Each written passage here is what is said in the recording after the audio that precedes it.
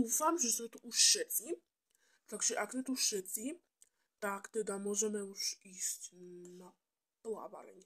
No nie na plávareň, ale už ku bazénu. Pani učiteľka, ja som si zabudol plavky. Tak sa nepo toto. Tak si požičiaš už spolužiaka, no je tam toho. Takže už sme tu na. Pani inštruktorka príde o chvíľku, takže sa pripravte. Idete už trénovať, Peťko. Máš plavky? No veď mám. Jožko mi požičal. Sice boli trošku okadené, ale nevadí. Ja ťa len pre istotu pýtam, aby si neostal holý. Čaute, trieda. Po plávarni sa vrátim, hej? Ahojte. Ahojte, dneska ste so mnou druhý deň. Už ma určite poznáte. Kto si nezapamätal, tak sa volám Adriana. No a dneska zase si spravíme ten taký race. Včera bola najrýchlejšia MK. Dneska hádam, že to bude niekto aj z chlapcov. Že ale včera sme sa nerozplávali, takže dneska sa rozplávame. Poďte, na čo čakáte? Počuj, Jožo, mám geniálny nápad. Čo by sa stalo, keby sme napluli do bazéna? Bolo by to cool? Vidíš, to je dobrý nápad. Skúsme to. Ja sa s ním ako prvý a ty ako druhý. 3, 4. Super, Peťo, teraz idem ja.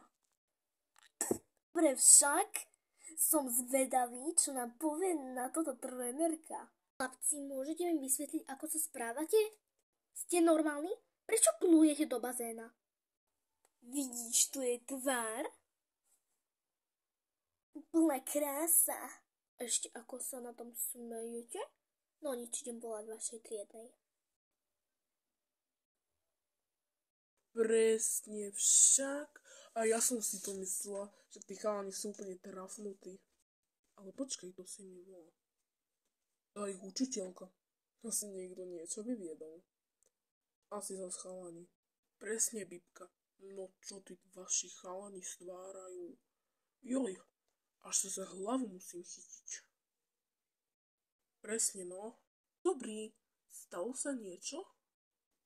Alebo niečo vyviedli moji žiaci? Áno, vyviedli. Jožko a Peťko plujú do bazéna, ešte sa tomu smejú a babi sa tu špliechajú. Ošpliechali už toľko ľudí, ktorí to boli na verejnom plávaní. Normálne oni všetci odišli. To keby ste videli normálne, čo tu oni stvárali, normálne ja mám z nich. Sa vám fakt za to ospravedlňujem, čo moji žiaci vyvadajú. Ale no, tak oni sú takí, prepáčte. Dajte im nejaký trest, oni si to podľa mňa zaslúžia. Ja už aj mám vymyslený trest, aj pre vás. Pre mňa? Aký trest pre mňa, však oni robili zlo? Či sa mýlim? No vyhľadní nám tí vaši žiaci úplne všetkých návštevníkov. Ja mám toho fakt plné zuby. Viete čo? Dávam takýto trest. Dolezte okamžite tu a zoberte si tých vašich žiakov a zmiznite odtiaľto a už sa to nevracajte. To, čo ste previedli, je úplne cez čiaru. Takže o 5 minút vás tu očakávam. Môžete prísť.